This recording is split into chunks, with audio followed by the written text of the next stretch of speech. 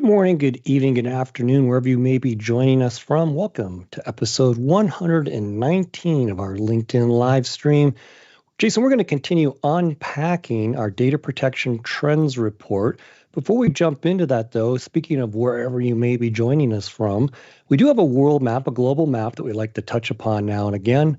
We've already pre-populated with the production team. I'm in Colorado, Jason's in Texas. Our producers in near Atlanta, Georgia, and we've got awesome support from Bucharest, Romania. I'd like to encourage you to give a shout out where you're joining us from. And as always, if you have any comments or questions, be sure to reference that in the chats as well. We've got a team, actually the team right there we're reviewing in Bucharest, that's standing by to pass that along to us. So without further ado, Jason, BCDR, meaning Business Continuity Disaster Recovery, something near and dear to your heart. Why don't we start to tee this up? Yeah, and I love the fact that we started with the map, right? Because the whole idea of disaster recovery is you should assume some level of a catastrophic event has happened with your IT infrastructure. And then how are we going to make sure the business stays productive or continuous, right? Now, I would want to offer that when we talk about BCDR, a lot of folks actually intermingle those terms, but business continuity is around business processes persisting, whereas most people would call disaster recovery simply the subset of that where the IT has to keep running so that the business processes stay continuous as well. So with that in mind, though, one would presume that, the servers in Colorado might fail over to Dallas or to Georgia or to Bucharest or to the cloud. And so that's going to kind of set us up for what we're going to talk about today. To remind folks, remember, so all of this data comes out of the Data Protection Trends Report, largest industry report of its kind, 4,200 unbiased respondents. We use a third party to go and gather this data. And so let's take a look at something to kind of level set us. So one of the questions, Dave, that we always talk about, it's one of my favorites, is, what does modern data protection look like? And those are the long lines to the right. And then what's most important, if you had to pick just one, and that's the short lines. What I think is interesting here is certainly you have to talk about ransomware. That's top of mind. That's the number one item on the list. We took the top 10 responses from the survey instrument for the chart and noticed that recovery, workflow, and orchestration, which absolutely, that is the secret sauce for how DR works, also makes the list. It's interesting to about a third of organizations is what differentiates modern data protection. And for 1 in 10 organizations, it's the most important thing. And honestly, I love that. What are your thoughts on this?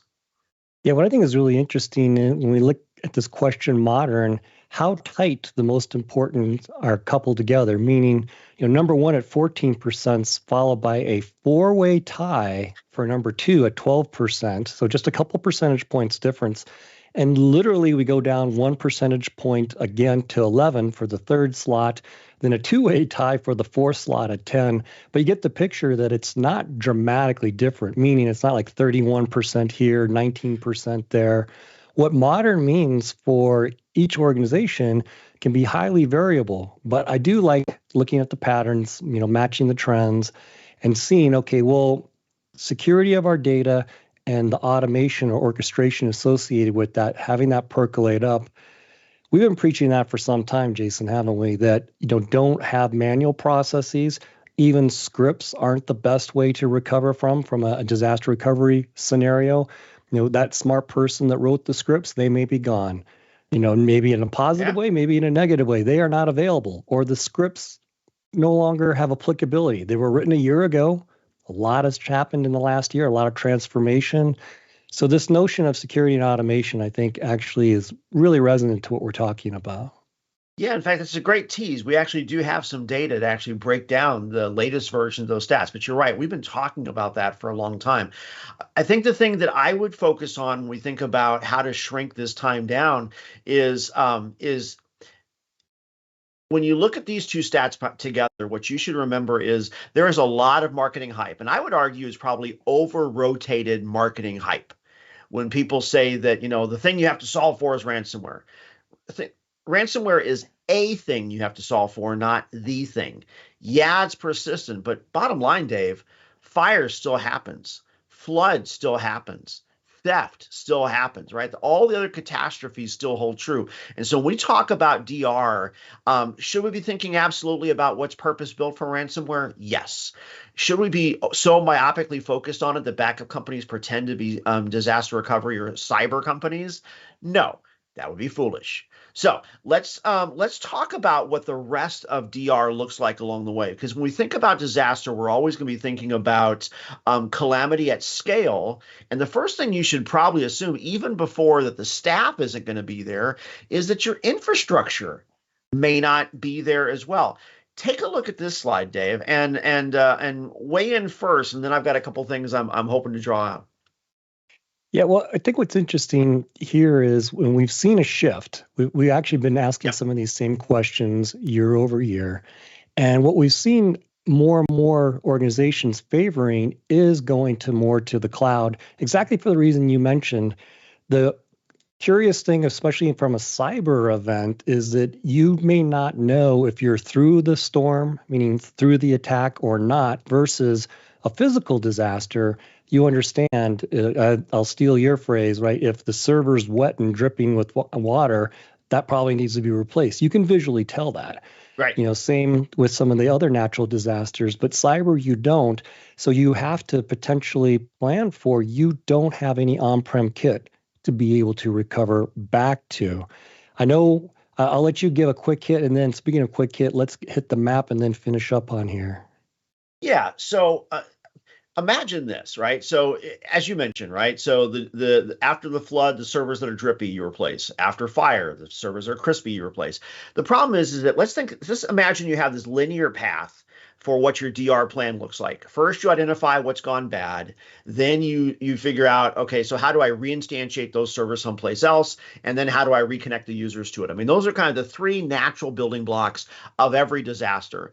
The problem is on that first step, when you have to decide what am I going to replace, you have to take this massive detour because all of your servers probably still are powered up and they have blinky lights and they just happen to have toxic data on them now or shredded data. And so you have to take this detour where you figure out what's been affected by the ransomware attack, and then you go right back to your normal playbook.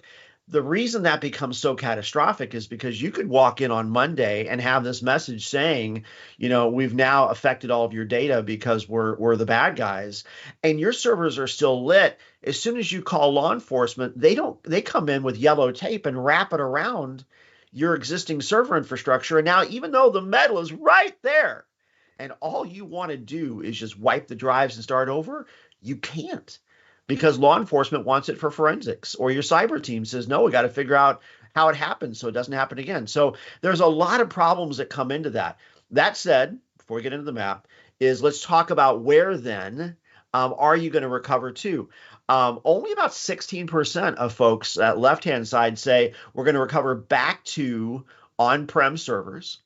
In fact, more than 2x that say, hey, we're going to recover back to on-prem, but the backups are going to come from the cloud. And I think that's really cool. So even when you're going to recover to on-prem infrastructure, existing or new, that you had someone drop ship or a different data center, whatever it is, 2/3 of the data is going to come from what is likely survivable, immutable copies of that data, which is held in some cloud someplace. Collectively, though, only half, 54% of organizations are going to recover back onto physical metal of some kind. I think it's really interesting. Nearly half, 46%, say they're going to recover to a cloud. They're not even going to try to come back to real metal. Cloudy metal just lights up like this. Let's get back to business. So you got to figure out where you're going to recover to. Fun part for Veeam, we cover all 5 scenarios. But that's the short punchline. Let's look at where organizations are logging in from today. Want to check out the map? Yeah, so we've got a number from, let's see, if we look at United States, we've got Nevada and Arkansas joining the mix. If we start to look around rest of world, we've got Italy, Portugal, several from Romania, Nice. Lithuania, United Kingdom, and Holland. Then we see, oh, brilliant. We've got Brazil, Costa Rica, if you look up there, Panama towards the top of the list. I think, Jason, Panama and maybe even Costa Rica are kind of new ones for me that I don't recall from before. I love that. Welcome, Panama. Indeed, indeed. And then we've got Dubai, Oman, and Morocco. Thanks for joining in. And I see that we do have, oh, and Canada just came in. So we've got a big shout out there as well. We got a question that came in. It's a competitive question, but it's how do you, meaning Veeam, compete with IBM Resiliency Orchestrator? Correct me if I'm wrong, Jason. Isn't IBM Resiliency Orchestrator a Sanofi acquisition? It is, and we're a huge partner with them. So the fun thing about, and I'm a fan of the IBM Resiliency Services, the GSI and the integration team over there. Got some really smart humans. So when you think about what IBM Resiliency Orchestrator does, they have run books there where they're really focused on tying business processes down to foundational IT concepts like the servers are going to fail over, right? The storage is going to be there. But when you get down into the nouns and verbs of it, it's not uncommon that you could actually call an IBM Orchestrator runbook that says fail over a site. It would then call Veeam, and Veeam says, you know what? I've got your storage. I've got your networking. I'm going to reinstantiate the VMs in order. I'm going to give you the documentation. I'll do the testing. All of those minutia steps, the IBM Resiliency Orchestrator would tell Veeam's platform to do that. Might also tell some of the other competitors that IBM doesn't use as much anymore, but customers still have in production. But typically, think about it as the manager of managers, the orchestrator of orchestrators. What we do in Veeam Orchestrator gets much more into the minutia of that, and then goes from that. In fact, I probably even have a slide where one orchestrator calls the other. Great point, though, because the other thing that you didn't ask, but I think is important. The reason I'm a fan of IBM Resiliency Services is because they come with the expertise on tying business process to underlying IT dependencies. And in any BCDR strategy, having that expertise in-house or through a partner like IBM or one of the many DRaaS partners that Veeam offers in VCSPs, that is one of the major keys to success. I can go on, but hopefully that answers the question. You know, I love the manager of managers that brought back about a dozen years being in Tivoli, where everything begins with the T because it's Tivoli. Everything ends with an M for manager, and there's usually one, if not two, consonants in between. Yep. Certainly was true for TSM. So let's jump back in, and we alluded to failover, failback, manual scripting, but let's dive into actual results. Yeah, so as we mentioned, when we look back at the data, there's 5 different ways that you can recover as far as where it's going to go. The question you really have to ask yourself, though, is how are you going to get there? And Dave, this is worth picking on again. But let's take a look at first of all, that danger orange on that right-hand side. During a crisis, when everything is down and your C levels are standing over your shoulder, 30% of organizations say their plan is to manually reconfigure the infrastructure. How cool does that sound to you?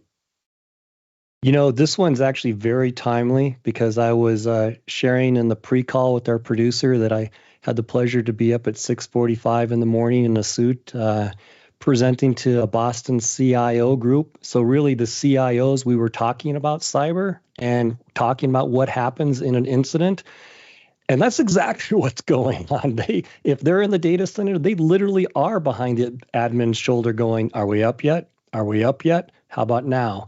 If they're not physically in the room, there are Teams and Slack and text messages going like crazy. In fact, very often it is text message if it is a cyber attack because they don't have the rest of their systems up. And one CIO was just describing how they're just pinging, what's the status? And then 60 seconds go by, what's the status now? That is the worst possible time to be saying, Jason, do you know where the ISO image is for XYZ? And by the way, didn't we have to patch that like 4 or 5 times? And who knows what the middleware stack is? On and on and on, trying to literally recreate the cookbook from memory while you're actually in the midst of something. And again, I'll just go back to if this is BCDR of a cyber nature, you're probably doing this in the midst of an attack, right, as well. The other thing is that, you talk about the ISOs and the patches and the order, all of the steps in the cookbook. What if you have to do it without the chef? Yes. Right. So the problem is, and by the way, so I've been in BCDR for about 20 plus years. In fact, I just dusted off my certified business continuity planner certificate. Turns out I've taken some new education courses this year. But I remember back in the early days, and again, another plug for IBM. So I cut my teeth learning DR best practices at IBM BCRS. And one of the first lessons in week one was assume that the original IT staff is not available. Now, this was before things like 9/11, where we had catastrophic loss of life, but just, scenarios like Hurricane Katrina. And if downtown Houston and the data center is underwater, so is my living room. So I ain't coming to work that day because I got to bail water out of my kids' rooms before I have to worry about water in the data center. So for all those reasons, you should not expect the chef to be there, which is going to make recreating the cookbook and the recipe much, much harder. Now, one step better than that is predefine a script, right? And that script is only as good as the last time you wrote it, maintained it, or tested it. And scripts don't test that well. So that alone is dangerous, which brings us to kind of the only answer, which is a good answer. And that's orchestrated workflow, which, as we talked about on slide one, that's what 10%, 1 out of 10 organizations say is the most important thing that they're looking for in a modern data protection solution. Dave, it breaks my heart only 18% got this question right.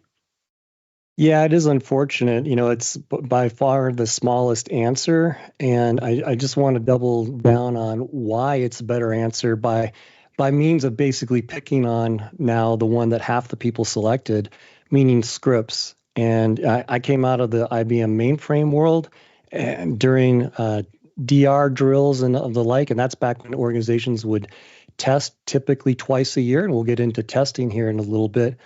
But the problem, Jason, was always scripts never worked because even the person that wrote the script, if they were available, almost always would admit that they planned on having to do some massaging of it in practice. Sure. And reason why was configuration drift. Workloads have changed. And now what we've seen the last few years, pandemic years, the deployment model may have changed. It was on-prem exchange. Now it's M365 in the sky. It was something that was on a different piece of hardware infrastructure, but now we've moved that in the last couple of years to something else, or we've added to it. So scripts, you're lucky if they work on day one, and configuration drift and the fact that you don't have the expertise means they may not work on day two. Dave, you come from a dev world. I come from a product management world. In both cases, can you imagine testing any software process manually, like where you actually pay people to sit down at keyboards and recreate the same steps each time and wonder why? I mean, if we did that, our QA, first of all, they'd be miserable and all quit. And two, our product would be as bad as, some of the other unicorn products that are out there right now. But my point is, you would never do that as a manual set of steps. What you do is you figure out all the work streams that have to happen, you programatize them, and then you run them as an automated task as often as you possibly can. Because the more often you test DR, the better off your real recovery is going to be. So you should be testing exactly the way that you do it in real life. And the way that you do that is get rid of the humans, get rid of the instruction guide, script all that, put it into a workflow and have that workflow execute, because that's how you figure out where the hole's going to be. And that way you can go from there. The other reason that you do that is because turns out, and Dave, I know this is a spoiler alert, computers are faster than humans at everything, right? And so the other example that I always talk about with DR, and so, if you're multitasking, kind of look up on your screen for just a second. Thinking about how do you shrink the time from disaster to when you're back up and running again. How do I shrink that time? So I work a lot with scouts. We teach the first aid merit badge. And one of the first lessons we teach is if you want to survive, you shrink the time between snake bite and hospital, right? If you can shrink that time, you will live, right? If you can shrink the time between disaster and when services are back up for the business, your organization will live. Right? That is the goal. And the way that you shrink that time is computers are faster, orchestrate the heck out of it. Amen? Yeah, totally agree. Amen. Because you have to plan for a certain amount of custom fitting, probably no matter what. So Yep. save the human resources and expertise that you do have at your disposal for when it's truly necessary, but automate what you can, put into parallel what you can. Another good thing for automation is you can get many tasks done simultaneously, assuming that the workflow accommodates that. But you can be making progress on many different fronts. I want Oh, to I give a love shout that. out. That brings Yeah. us back to our question from earlier on Resiliency Orchestrator, right? So you build a workflow, and Veeam has a good platform for this, but you build a workflow for every kind of workload that you need to fail over. And then if you lose a server, you use that workflow. If you lose a rack, you use those 6 workflows. If you lose a site, you do all of them. And by the way, if you want to use a orchestrator of orchestrators to kick off the ones in the right priority order and put some help desk tickets around it and that kind of thing, go for it. But it starts with all the nuances of any given workflow. How do I get it back up and running? And then you just stack them from there. Yep, brilliant. I want to give a shout out to Barbara who comes in and says, "Thank you for the orchestrated advice here. Gentlemen, have to go. Stay safe and back it up." Love that. Love that. We might use that as a new call sign. That's pretty Yeah, good. that's very good. So let's hit now. Actually, I'll give our producer the opportunity to say where we want to go next. Do we want to hit the map or do we want to hit our last data point? Let's go map. Let's go map. The votes are in. Here we go. So There you go. Canada that we did an audible to last time, you can see that has turned. In the United States, we've turned green Alabama. We've got Spain and Slovenia Love that has that. also come in. It looks like Portugal. It looked like it might have been up there too. And we've got India that's come in. I think we've got one more country, it looks like, as well. My geography is failing me, but we've got a lot of different colors. Jason's always very excited when we get Argentina and Brazil, being the steak lover that he is. I always like seeing Canada because it turns so many different portions of the map green. Thanks very much for the questions and comments and for giving a shout out. Let's go to our last data point, which is testing. And I feel like testing's a dying art. Even in the mainframe world, testing's really a dying art. We kind of teased this for the promo that we put out on social, Jason, but on average, we're not as a group, as an industry, testing very often. We aren't. And you mentioned before, testing is kind of dying art. And I think the reason it's dying art is because testing is hard, right? And at the end of the day, all you came back with are some green check marks and some red X's and not any new incremental value per se. And if you're short-sighted, that's what you look at. And so testing is almost always deprioritized. But I would argue it's because it's hard, right? And so, you think about 20 years ago when BCDR was only an enterprise-based thing, when you wanted to test DR, you wrote a large check for declaring a disaster, you flew to some anonymous warehouse, you powered up some old metal, and then spun it back up again and started a 3 or 4 day weekend from hell. Right. That was your DR test. And you did it once a year, twice if your boss hated you. Because it was hard and it was disruptive. Testing today in DR does not have to be hard and does not have to be disruptive. So now what we do, and here's the Veeam plug, is that we actually do this thing called data labs and Sure Backup and Sure Replica, where we actually can take last night's protected workload, put it into a sandbox, power it up in the sandbox, and then does it ping? Does it file exist? Can you do an ODBC call? Can you do an Active Directory query? Does the SQL message line? I mean, whatever your business process is, you can test that in a sandbox and then shut it down automatically. Right. And so now, instead of testing once a year, you should be testing some workload every night after the backups. Once a month, you can test a couple racks. Right. I happened to, when I was first in DR, there was a rather large beverage company located in the southeastern United States. And I can't tell you their name, but they had this massive data center, and they basically laid out all the servers like a bingo grid. And one weekend per month, they picked a letter and a number and said that rack went down. They literally would power all the servers off, take the metal out, put the new metal in, power it back up, and see, can we reinstantiate? Every month, new bingo board, right? Don't have to do that anymore. You can run this stuff in a sandbox. And the more you test, the more you figure out where the little things are you have to tweak so that when you really need it, everything works. So the stat that you're looking at here says, how often do you update your documentation? How often do you test? Admittedly, I'm just tickled pink that, if most folks do once a year, the other folks do every 6 months, the average should be 9 months. If you just do that math, we're down to 5. We're making progress, right? And I think this is really one of those cases where if you build it, they will come.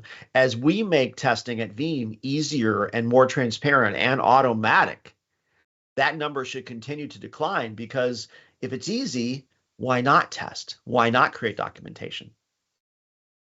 Yeah, I love that. And, a couple things that came to mind. I liked your idea about, okay, if you can't do a full-on site-wide test, I'm a big proponent of, if you can't do everything, at least do something.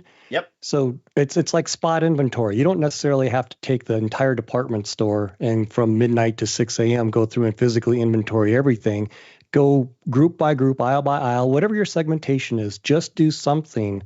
The other funny thing that, again, I was facilitating a CIO discussion this morning. I always cringe when someone says tabletop testing, because that's like you're sitting around a virtual table or actual physical conference room with a cup of coffee, totally relaxed, going, I think that'll work. And so I asked, well, what was the result of your tabletop exercise? And the CIO said that we better actually go test this. So what I thought was funny, because most people kind of kid themselves, meaning most people, they go through a quote unquote tabletop exercise. You're making a lot of assumptions. That should work. Everything should be fine. No, they actually concluded, we're not sure. There was too many people saying we're not sure if we can do something or not. And one of the other mistakes I've seen organizations make is they don't want to quote fail a test. There is no failure if you're learning at the time without incident, without actually something taking your business down. That is learning. That is not failing.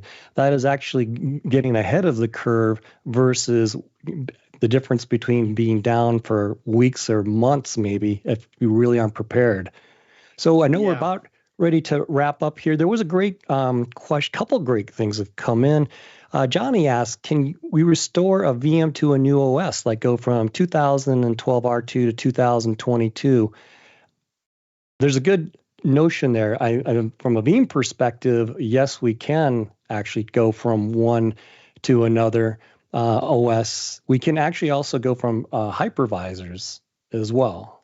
So it depends on what you're looking for. I mean, are you trying to? So we typically think about the server as the unit of measure, right? So we can bring up a server that was hosted on, say, 2012 Hyper-V, or and then bring that onto a 2016 or later 2019 Hyper-V host.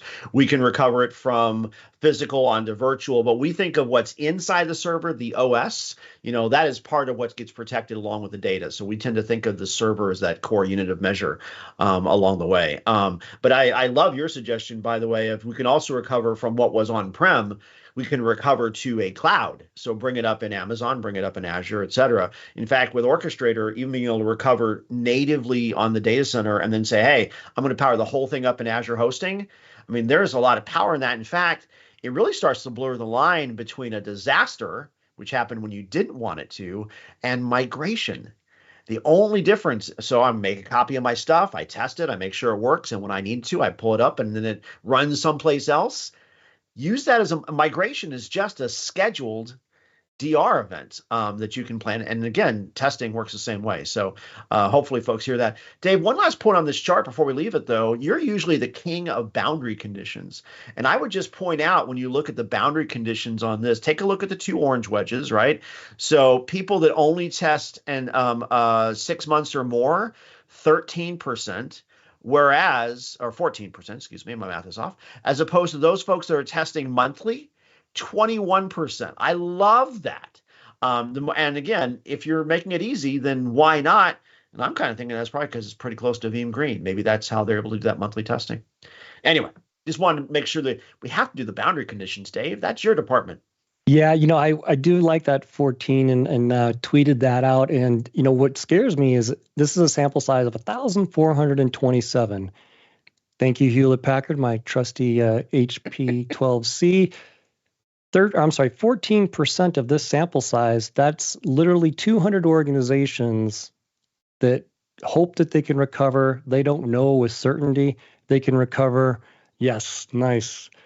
But they're leaving it up to chance. And I don't think really in this day and age, we can afford to do that because bad things happen. Equipment fails, processes go bad, cyber activists are out there. So as we conclude this one, we want to give a quick commercial to next week. We mentioned cloud a little bit, Jason, but next week we're going to double click on that even further. Yeah. So we talked about, some of the places that you might want to fail over to includes IaaS basic infrastructure or DRaaS. We talked about how even when you're going to recover on-prem, a majority of those backups are going to be cloud hosted. So we're going to double click into cloud-powered backup and cloud-powered DR. We're going to take a little bit of the data from DPR. We're going to blend that with a little bit of data from the cloud protection trends for 2023 report. All four of those URLs, all four of those QR codes are on the screen. So we're going to look at that idea of cloud-powered backup and disaster recovery for all of next week, which I think is a good place to start because now that you know you're going to need to do BCDR, let's talk about how to do it better. Excellent. Well, thank you everyone for joining. Stay safe, stay positive, and as Barbara said, back it up. We'll see you next time.